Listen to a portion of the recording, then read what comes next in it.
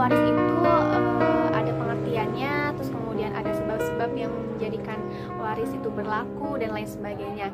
Dan kali ini perlu disampaikan ke teman-teman bahwa nanti yang akan aku bahas di seluruh videonya itu sudah berdasarkan ketentuan-ketentuan kompilasi hukum Islam. Jadi aku nggak sembarangan ya itu ngambil dari perspektif aku sendiri, karena ini berkaitan dengan hukum Islam. Sudah sepantasnya aku menyampaikan yang sesuai dengan syariat Islam. Nah, menurut Profesor Amin Suma atau Profesor Muhammad Amin Suma, yang disebut dengan hukum waris itu adalah hukum yang mengatur peralihan harta waris,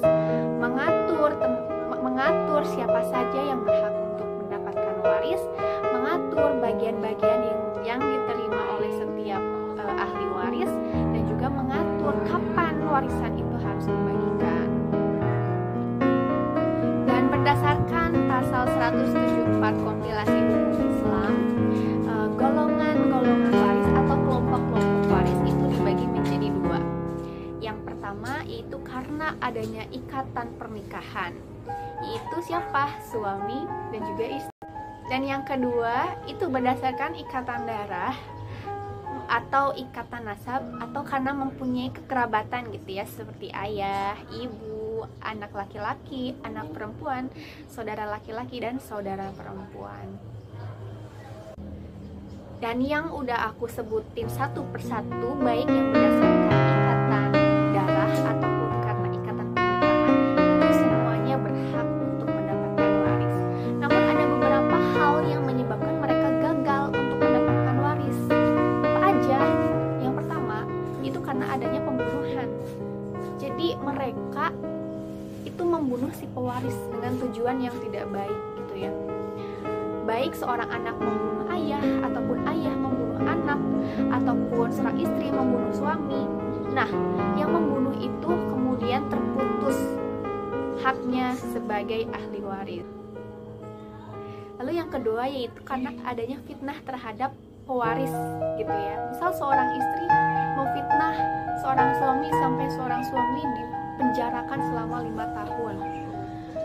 Padahal itu semuanya nggak benar gitu, fitnah, bohong, berusaha untuk mencelakakan suami sehingga masuk penjara. Maka ketika suami meninggal dunia, istri tersebut tidak berhak untuk mendapatkan waris. Lalu yang ketiga itu karena murtad atau keluar dari agama Islam. Misalnya seorang anak itu keluar dari agama Islam dan ketika orang tuanya meninggal, maka haknya sebagai ahli waris terputus, karena berdasarkan hukum Islam dia hanya anak secara biologis saja, secara syariat sudah terputus, bukan lagi sebagai seorang anak gitu. Kalau tadi salah satu penyebab seorang mendapatkan waris itu karena adanya pernikahan, maka ketika terjadi perceraian, otomatis hak waris dia juga terputus gitu.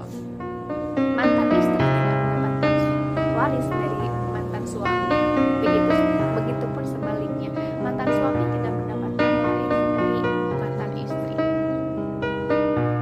Nah, mungkin itu saja yang dapat aku sampaikan. Mudah-mudahan bermanfaat bagi teman-teman semua dan selalu diberikan kesehatan oleh Allah Subhanahu wa Ta'ala.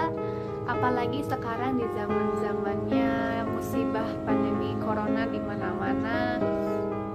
Mudah-mudahan kita semua terhindar, dan bagi kerabat yang kehilangan saudara ataupun orang-orang terdekat, mudah-mudahan diberikan kesabaran dan juga ketabahan. Dan mudah-mudahan ilmu yang aku sampaikan tadi ini juga bermanfaat untuk diterapkan di kehidupan kalian semuanya. Terima kasih. Assalamualaikum warahmatullahi wabarakatuh.